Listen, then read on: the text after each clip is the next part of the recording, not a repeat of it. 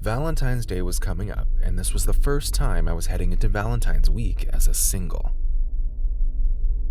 All my friends were already dating someone, and I didn't have anyone I knew from work or college that I could call a date.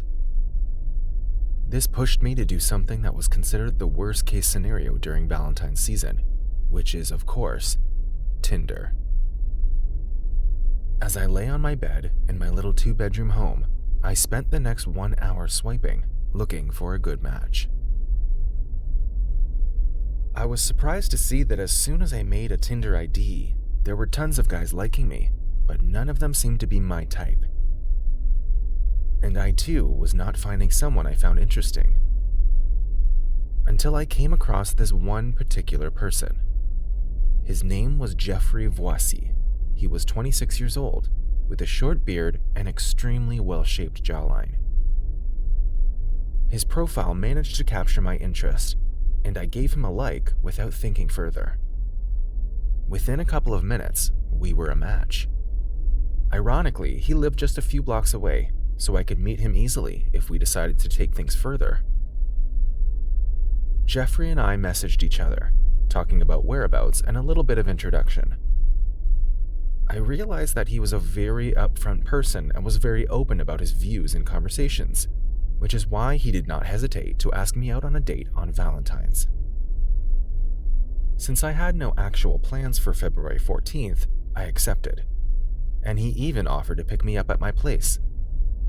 I couldn't let him do that, so I told him that I'd meet him near the Central Burger place.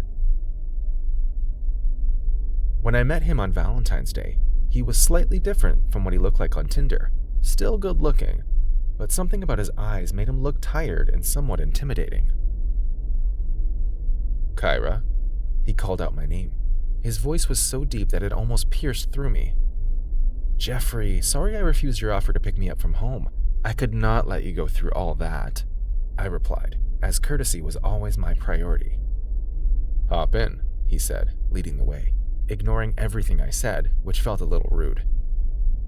And when I saw his vehicle, I was glad that I did not let him pick me up. It was a beat-up old pickup truck. But I did not let that ruin my mindset and went along.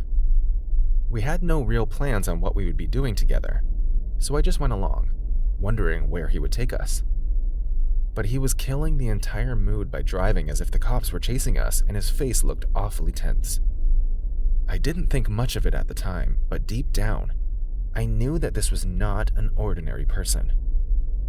He took us quite far from the town, near a lakeside, and bought some rather cheap snacks, which I had no problem with, but then he did not say much as we sat together. He just sat there with me and munched on the food, his eyes still fixed and barely even blinking. His whole body was stiff. This person was surely nervous about something. Thankfully, nothing weird happened, and we returned without any plans for further meetings. To be honest, I did not want to meet this person again. He had an aura that made me feel uncomfortable throughout the date, and I felt myself questioning what even was the purpose of our meeting when he barely even spoke to me and was tense the entire time. The day turned out to be pretty tiring, and as I got home, I immediately went upstairs and drew myself a bath. I wanted to take a quick dip before going to sleep. While I was doing this, I noticed a shadowy figure quickly hiding behind a tree in my backyard, as if it was hiding from me. I was a bit too tired and thought I was seeing things. I ignored it and got into the bath. That is when I heard the sound that would haunt me for the rest of my life. I heard my kitchen door slowly creaking open, and this time I was sure of it. I had no idea what to do. My heart was pounding so fast and I could feel my blood and panic surging throughout my body. I quickly picked up a towel and wrapped it around myself before peeking over the banister to see who was there. There was a shadow of a person coming from inside my kitchen, and it seemed as if they were searching for something. Whoever it was did not know that my house was quite empty, and even the smallest sound would reverberate throughout the rooms.